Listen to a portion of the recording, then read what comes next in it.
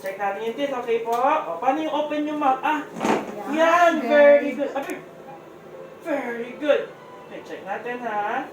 O, close mo na, close mo na. Sarado daw, sarado. Sarado mo na, mamaya pa. Hihiga muna tayo, okay? Hihiga tayo ha. Di ba ganyan din si Mami? Higa tayo, higa. Okay, very good. Higa, higa, higa. It's okay. Good job. Good. Very good. O, titingnan ni Doc yung teeth mo. Titingnan. Open po.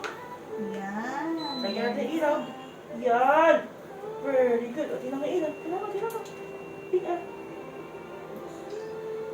Very good. Very good, baby. Ma'am, malakas siya sa sugar, no? Opo. Sa candy? Sa akin, hindi naman masyado. Saan po? Chocolate?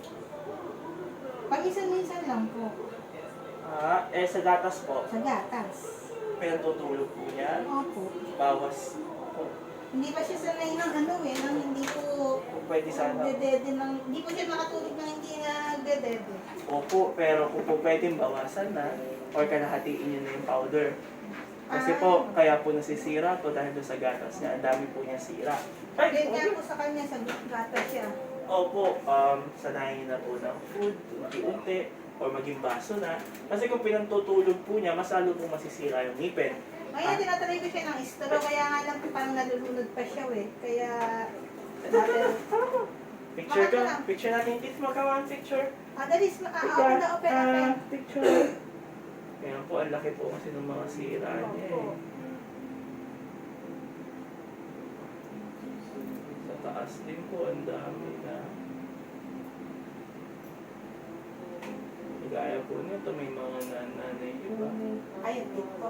Opo, yan yung iba, nag-start pa lang, maliliit, pero may iba malalaki na. Ayan po, yung mga butas.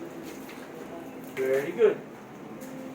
Kung papayag po siya, suggest ko, Big Daw, Suggest ko, mag-uumpisa po tayo. Gustuin ko man siyang i-fluoride agad. Kasi hindi ko pwedeng sabay-sabayin. Ang gagawin ko po, magpasta muna tayo. Kasi po, yung bagang po kasi niya, titignan natin kung kaya niya. Kasi yung bagang po niya, ang laki na ng sira.